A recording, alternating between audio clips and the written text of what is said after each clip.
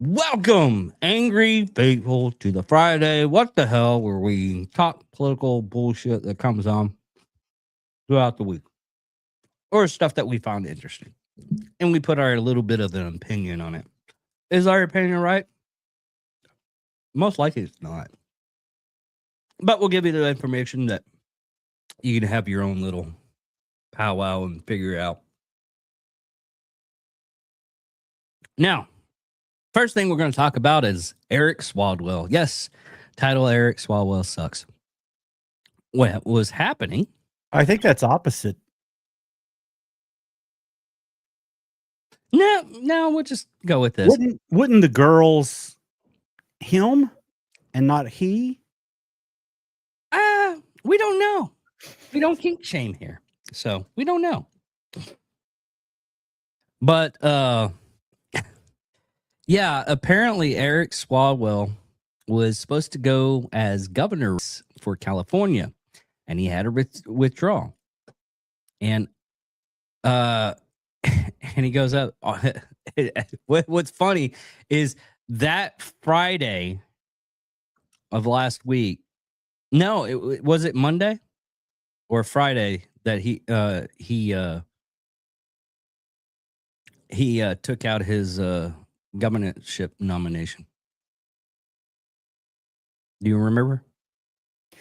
I don't remember the day, but it was definitely a setup. I don't know about that because they needed him out. They had asked him to drop out.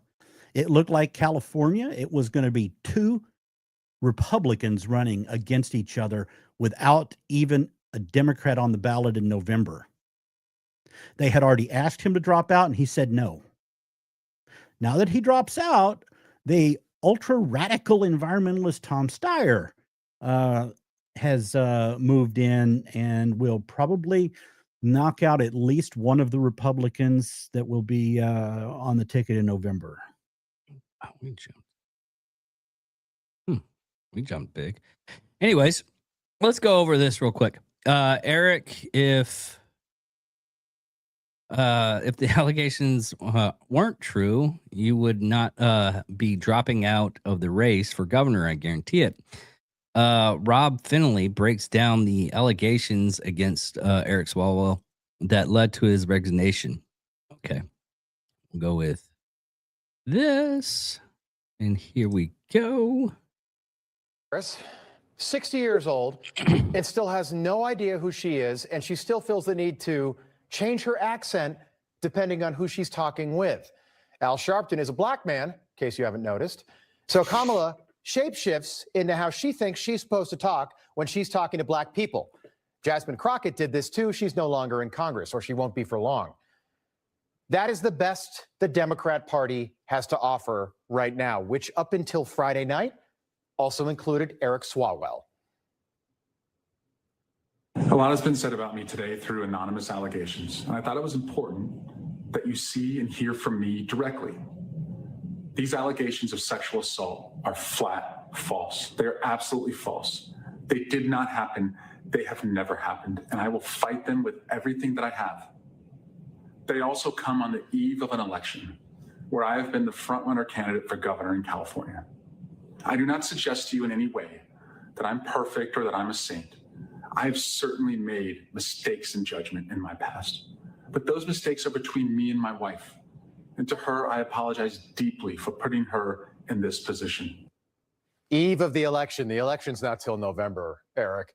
That was Eric on Friday night, and here was Eric last night on Twitter. Quote, I am suspending my campaign for California governor. To my family, friends, and supporters, I am deeply sorry for mistakes in judgment I've made in the past. I will fight these false allegations that have been made, but that fight is my fight, not the campaign's, end quote. Eric, if the allegations weren't true, you would not be dropping out of the race for governor. I guarantee it. Eric Swalwell, the very married father of 3 small children. This picture right on his campaign website, still up there today. This is his second marriage, by the way. He's 45 years old. He got divorced. And now Eric is vowing to get to the bottom of these wild, false allegations that he's raping members of his staff and sleeping with hookers, just like he got to the bottom of those allegations that he was sleeping with a Chinese spy called Fang Fang. And again, I don't care who Eric Swallwell chooses to sleep with. But if you are a member of Congress and you're running for president, which he has, and you're on the House Intelligence Committee, which he was, maybe you shouldn't be sleeping with Chinese spies called Fang Fang.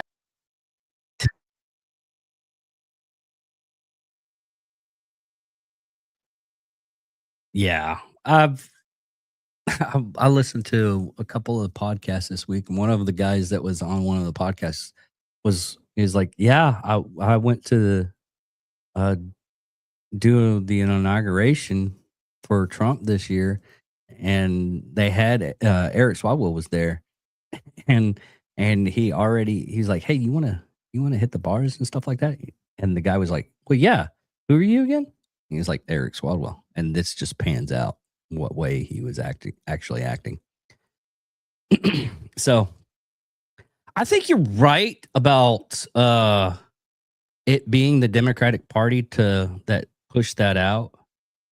They knew all along. Yeah, but I it's still a close race for anything. We won't see anything until like November. So No. Is it May? no, They have their primary to see which two are going to be on the top of the ticket. primary is in May, but the election is not until November. It's like right now for District 23, and that's the only one I'm looking at right now. Ours is our congressman is going to be the same congressman unless someone tries to push him out, and no one can. I mean, gosh, I wouldn't just count it completely out that the idiot commie couldn't pull something out in Texas. Oh no, that's for Senate. Oh, okay. Yeah, I'm talking about congressional seats. The only other congressional seat I'm looking at is 23, and I mean Brenner Herrera. He was gonna do a runoff for May, and what happened with that one is Tony Gonzalez, another person that's horrible. It's even more horrible after time goes on and you find out more stuff, because Tony Gonzalez he was a piece of work. Did you follow that story at all with the Tony Gonzalez? No. Dude, there's even more allegations now. So Brenner Herrera, he's going to be the Republican congressional seat in that district, which is the border. And they had a little bit of a supposedly could have union everybody at that at a rally. They had a rally for Big Bend, to where the federal government was talking about making a steel wall going over Big Bend down in South Texas. Mm-hmm. And I was like, well, I'll look it out. Maybe it does need it. Maybe it doesn't. Looked at it. It doesn't need a wall. They are mountain. Anybody that passes through that place, I mean, they should get like honorary citizenship, because it is just, that terrain is just mean and nasty. Fun fact, when people say Texas has its own independent grid, not all of it. The tiny area in the Big Bend is by El Paso is not part of the ERCOT grid. Really? And there are several generating factories that generate electricity there. California is so screwed on their electric. They actually import electric from Texas. They say, okay, Texas has an independent grid, but that little part in El Paso has several power generating plants that actually export to California because California is a failure. Okay, it doesn't Just- have anything to do. It doesn't have anything to do with what I was talking about. But okay, You were talking about the Big Bend. and I was talking about border security and nothing about that. Yeah, but you know me. No. At what point did any of that have? No, I know. We both have ADHD, which is really funny half the time because we always get off subject. Now,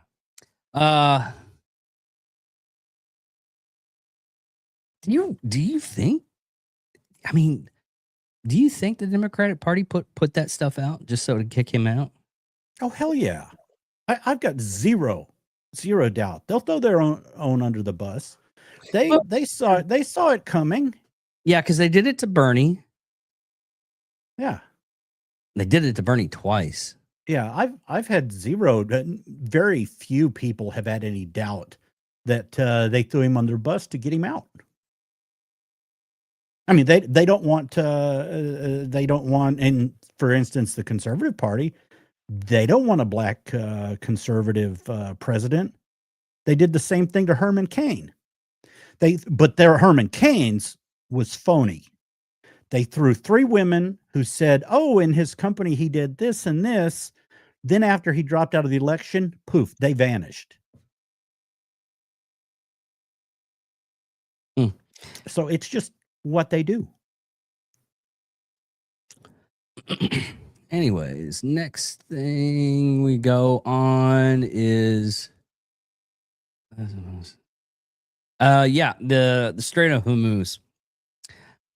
This week, the most insane a single day in American foreign policy in a generation, and most people missed half of it. Iran agreed to suspend the entire nuclear program indefinitely. Iran agreed to never close the Strait of Hormuz, which I'll get into the reason why I think both U.S. and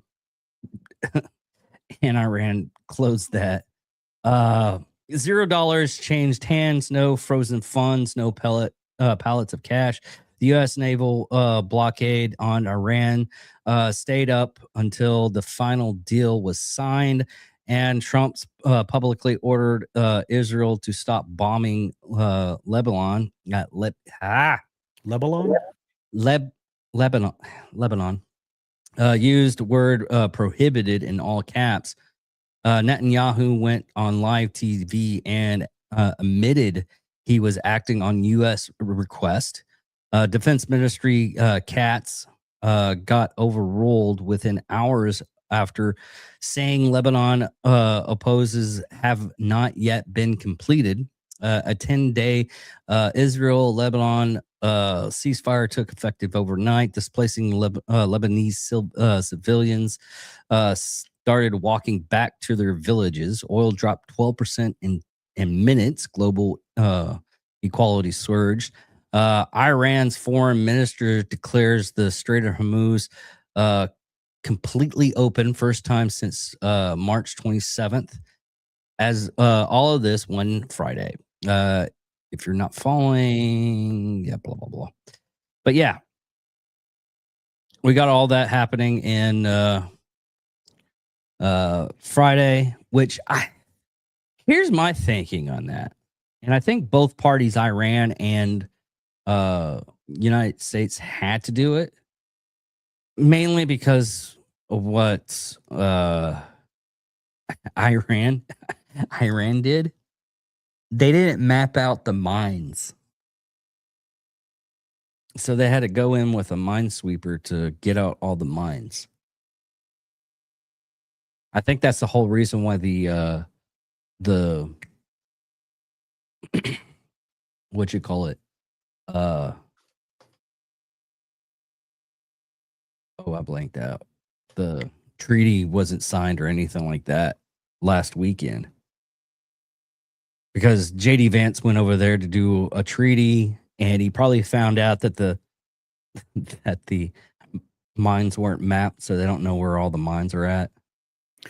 No, I think the reason for the turnaround is Trump and what he did with opening the Strait of Hormuz, but blocking Iranian ships because it was going to costing them $435 million per day in economic damage from the time Trump did that. Yeah, but he had a okay. They couldn't survive that. Bill, you didn't hear one word I said, did you? Yeah, the mines and mapping the mines. Why would you open it up either through U.S. or Iran? And even if there was like last week, it was like, hey, listen, we're not going to do the nuclear stuff. I mean, it came pretty fucking fast. Okay, why would you open up the straits if there's mines out there? And they actually said this: there was mines in the Strait of Hormuz that they didn't map out, so they don't know where they're at. So they had us drop the negotiations. It makes perfect sense. Arkham Razor.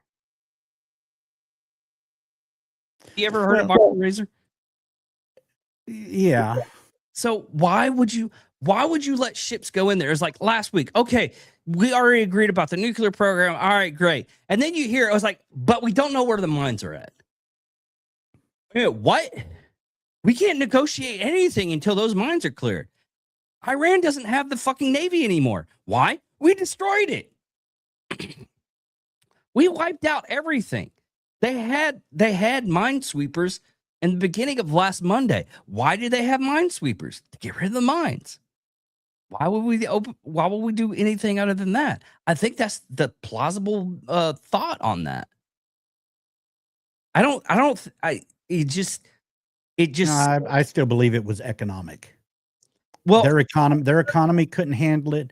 They weren't able to get any additional weapons in. Well, China was sending in jet fuel for rockets, so that was one of the things too.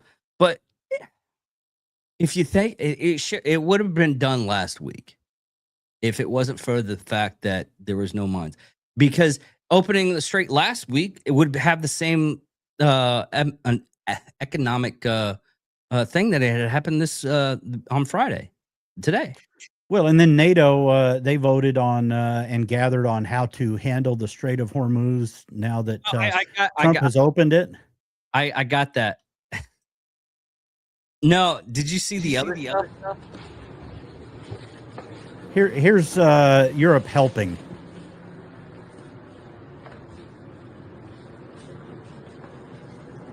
Yeah. Another thing. This is even any fun.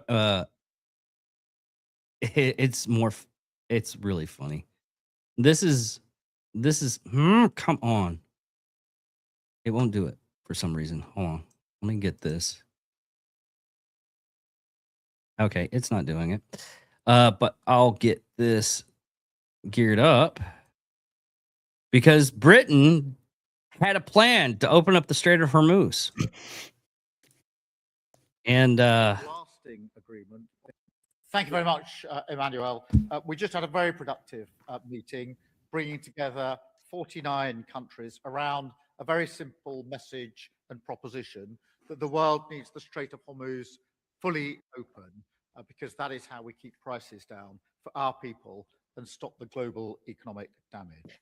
So we've all agreed there was real unity that we've just had. We want to see a return to talks and a lasting agreement, including the reopening of the strait. So, yeah, because Europe and everything helped out, as they said, but didn't help out at all. I mean, they had the meeting. That works out, right? Yeah. Well, you know how bad it got in Australia for the price of gas? Go ahead and show that video.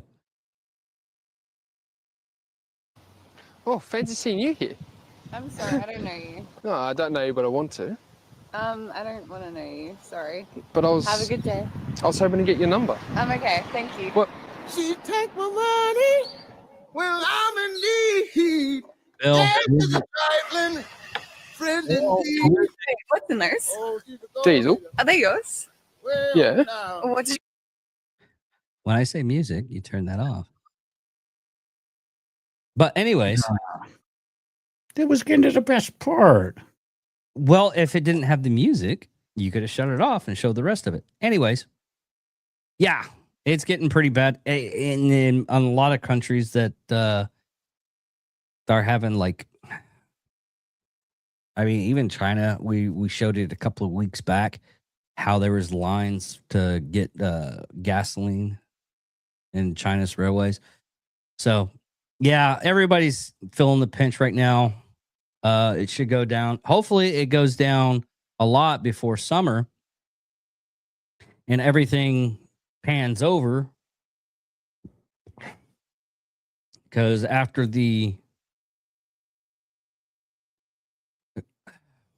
we just said it. Damn it, all the hell. Me burping didn't help either. How do the comments come up when you replay this? Do people see the comments on the replay on YouTube? What do you mean? On our comments on the side. Oh, I don't look at our comments because Oh, I'm saying when this is replayed, when you record it, you post it, are these comments, do these come up like like when you play some videos and it's like, oh, the comments that were live come up? no, unless I want it to come up. Oh, I closed it up, so I don't see the comments because most of those comments are just people bantering and everything. It helps us out, mind you. It does help us out. You commenting all hate. The whole reason why I just closed out the comments, and this is just a little secret if you ever want to do a YouTube channel or whatnot. No matter what the comments are, it's a comment. Good, bad. If people are having like a conversation in there, unless it's like seriously horrible, which I'll delete it and ban that person. But comment. It doesn't oh matter. no, my point is that video that we couldn't play all of it. Yeah. I was going to put the link in the comments so people could go, oh, and watch it themselves. Oh yeah, you can do that. Yeah. So I did that. And that's what I'm wondering is when you go to post this, will people see what I just No, you have to send it to me and I have to put it in the description. Okay. I didn't know if they could click comments after post and see what we do here. Yeah. One last. Okay, we gotta do 3 things. I forgot the other one. Looking at my notes right now, I should have put that. We already talked about Hungary, right? No. Okay, talk about Hungary. We talked about great. We talked about Hungary. Okay. I think in Hungary that they might have got Spanburgered. Yeah, I was telling you this today because you're like, oh, it was Obama stuff. It was George Soros and everything. I was like, you haven't paid attention what's going on in Hungary right now. Are you? And you're like, I think it's because I sent you that article and you're like, oh, it's fake. I was like, I don't think that's fake, dude. Then you researched it yourself. Go ahead. Yeah, Obama came out with a video saying that we've won in Hungary and now we can turn the EU progressive and all that. And what was funny, and this is what was suspicious, is okay. One of the big things that they deal with is Hungary was blocking some of the votes because the EU, it requires unanimous vote, right? Mhm. Well, it requires a unanimous vote, but Ursula still came out with this. But I think we should also look at the lessons learned inside the European Union. For example, I think moving to qualified majority voting in foreign policy is an important way to avoid systematic blockages as we've seen in the past. And we should use the momentum now really to move forward on that topic. Okay, what does that really mean? Okay, well, it's unanimous vote Mhm. is required for anything in the EU. Orban was blocking, for instance, money going to Ukraine because he voted against it. He was the only one who voted against it. So what she's doing is, well, let's just change our EU charter now so that majority vote rules instead of unanimous, so we can stop things like what happened with Hungary. So everyone was confused about that because it's like, well, Hungary won, so he's on your side. So now why are you changing it now? And it's like, she knew. So she's trying to set it up where Hungary, even though the guy is acting conservative, if he votes against something that the EU wants, then it'll stop it. She wants to change it to where he can't.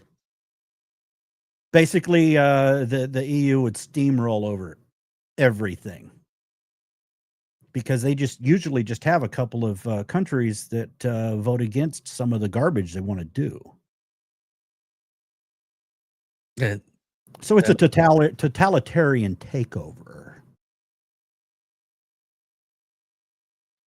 Now, talking about voting and everything, did you see what Virginia did? Bill? Or Virginia is doing? Did. The governor signed it into law. What? The redistricting? No, not the redistricting. The what had happened is Virginia, all their 13 electoral college votes go to the popular who was ever voted popular, instead of like going district by district. No, I didn't see that, but Oh yeah. if So- she did, that's going to be shot down. They'll take that to the Supreme Court and that'll be shot down. They can't do that. They can't change, one state can't change how they handle the electoral college like that. I was thinking that too when I read it. I was like, that's some shady stuff. But I also had to do like look up because it's more or less voting practices state by state. Like you can have a little bit of difference in voting, But not that. but not that, no. Because the electoral college vote is something totally different. Because like what we saw during the national elections in 2024 is it was some places have like in a district it can go half three style votes, but those electoral college votes still go to the like if you have 2 red and 1 blue, that blue still goes to the Democratic parlor for the electoral, and those 2 red votes go to the Republicans. Their redistricting is total bullshit. They're redistricting for one election because it's going to go back to the way it was for the 2030 election. So it's just for this election. Talk about shady bullshit. Yeah. So, what do you think the process with that be, and how long would it be fixed though? You got like for the next election, it could be 4 to 5 years. What, the redistricting? No, not the redistricting. The voting practice that's happening in Virginia. Oh no, that would be fast tracked to the Supreme Court. Oh, hopefully. Now, saying that, yeah, maybe click nights. What was the last? Oh yeah, 250th anniversary, and we'll go through the bad thing first. What I found out, apparently, Mayor Mondani decided to only allow 20 people in Times Square, or groups of 20 in Times Square, because they don't have the funding. But they had like 1,000 people in Times Square when Ramadan happened. So, yeah, they had the money then, but they don't have the money now for 250th anniversary. Yeah, he probably doesn't want to celebrate it anyway. Why would the Islamic Republic of New York want to celebrate something for America? Yeah. Which you think the only city that would remember that and not have that would be New York City. People are forgetful after 20 years. I won't forget because I had to go do horrible things, like go overseas. Well, look at who they just elected in New York or in New Jersey. I think it was someone that's would make AOC look like a moderate. Oh, yeah.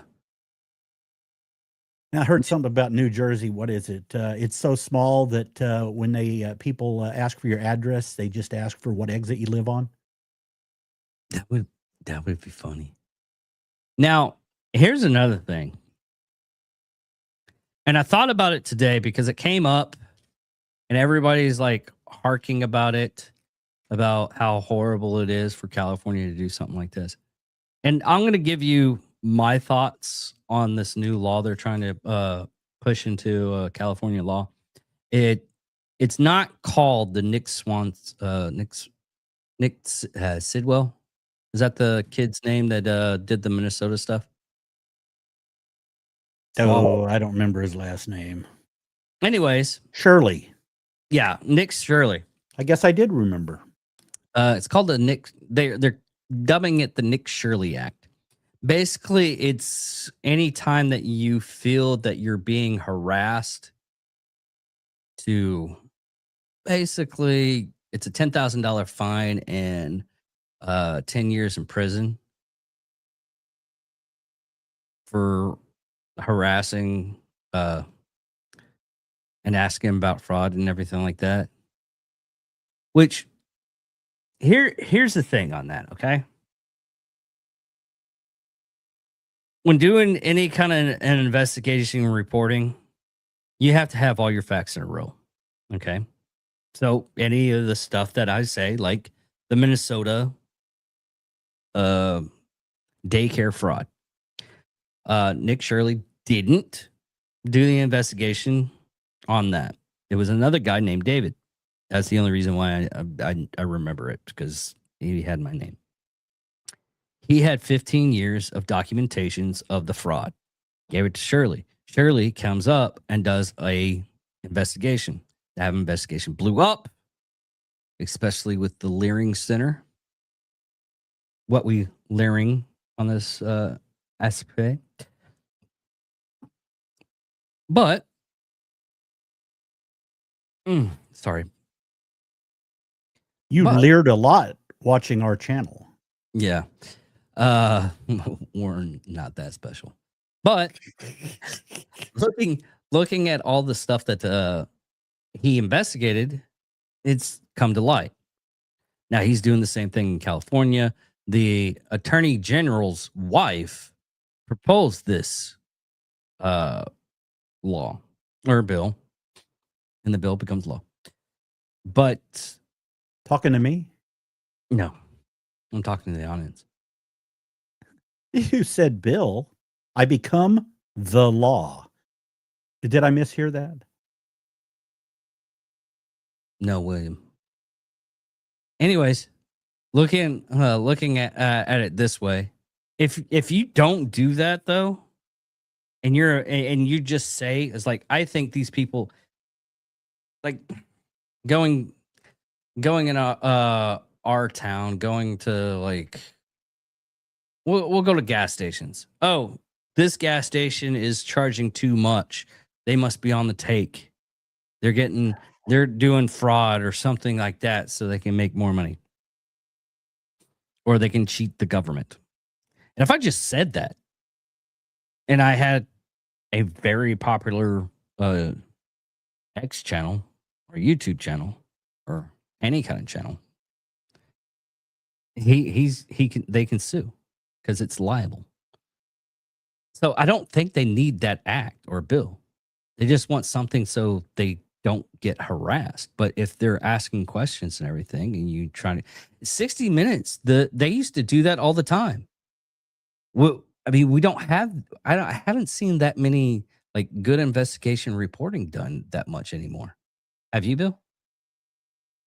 No. It's all too one-sided. It's can we turn this story into something that is hate Trump? Okay, stop. It's like a flow chart. Draw the flow chart out. You And it's know, not flow even doing it chart, that much. hate Trump. No. Stop. The only ones doing it now is MSNBC. CNN is actually saying good things about Trump right now. No, I don't watch. Honestly, I I don't watch a lot of American news. we figured that, Bill. That's the reason why I end up showing you something like that's really happening in the United States. Yes, Bill. It's what's happening. Anyways, now talk about what's going on for the 25th 250th anniversary of the United States. Because you're going to That watch was- it, aren't you? Yeah, that was finally released a couple of days ago. I've been keeping track of it. I was going to go. I knew they were going to have the 250th. And at first, it was going to be a year long in Iowa or Ohio, and I kept watching that, and I kept planning a vacation to go there. Then it was going to be in Washington, D.C., and it was going to be for a short period of time. So I started planning a trip to Washington, D.C. So I'm going to spend 8 days in D.C. And then 5 nights in Philadelphia, and then come back. So nice historic tour. But a couple of days ago, they finally started releasing information about it. So you can go to Freedom 250 on Facebook, probably a YouTube channel I hadn't checked, and you can get information on the 250th. And a few minutes from Fox News, the great our ambassador Monica Crowley had a great video introducing it.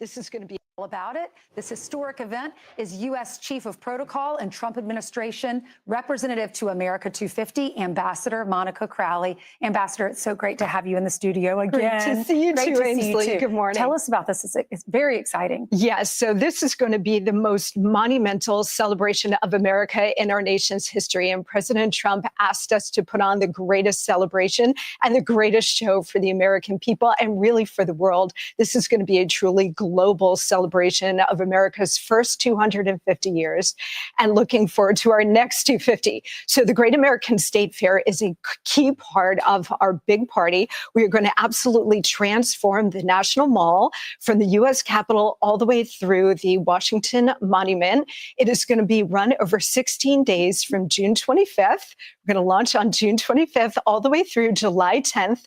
We are going to have all 50 states and 6 U.S. territories represented, each with their own pavilions, highlighting what makes every state special. So we are also going to have, and I want to point out, for the first time ever, a 110-foot Ferris wheel on the National Mall. So you'll be able to ride and get a whole new perspective on the nation's capital. Children are going to love this. So how does it work? You had to have representatives from every state and territory, and they'll each have a section on the National Mall.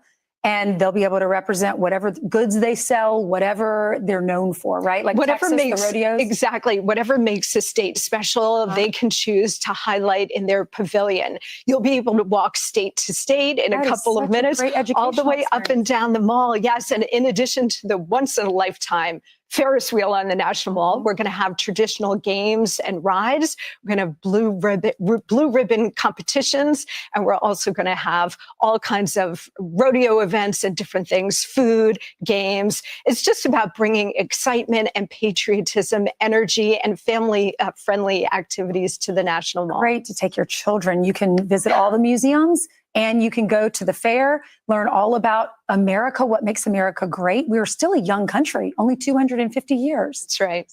And then what about the themes? Each day is going to have a theme? Yes, every day we'll have a separate theme over the course of 16 days, including honoring our military veterans, military families. We're also going to highlight Wings of Freedom, so America's incredible innovation in aviation. We're going to have CEOs on site. We're going to have looking forward to the future. So space technology, artificial intelligence, all kinds of things looking forward to what we're going to innovate into the future. And at the very end, you can see on July 10th, the next 250 yes, years. Exactly. Very future oriented as well. So this is June 25th through July 10th. Check your calendars, everybody. Is there a website? Because if you're in the military, you probably want to go to Military and Veterans Appreciation Day. If you're a big health guru, you want to go on the Maha Monday. Yes, exactly right. So the website is 250.gov. Are you done, Bill? Yeah, I do have some tips. I do a 4,000 plus mile driving trip, 3 of them, and I did a 5,000 mile. It took 9 months to plan each one. This thing, trying to get the good proximity in a hotel to the location. I went through so many different queries with Grok that if you search for the hotel name that I chose, you will find it 64 times in the conversation. And although everything there is free, you still, for most of it, will need tickets because there's a lot of timed entry. So this vacation to get everything in, the monuments, at least 2 or 3 museums, the zoo, because my wife loves pandas. It's going to take a massive amount of planning just to make sure I've got the timed tickets proper for us to get to certain locations. And I'm going to try to send a message off to our congressman, because if you do, you might be able to get a kind of a behind the scenes look at the White House. Oh, cool. I don't know about that because all the stuff. Anyways, no, I checked out the site and it had the details of click here, contact your congressman, write him this, and you can get a tour. That's on it right now. So, just tips for planning. All right. Well, thank you all for listening. Thank you all for watching. I'm David Dickerman. And I'm Wild William. And y'all have a good day. Love you guys. Later. Later. Bye.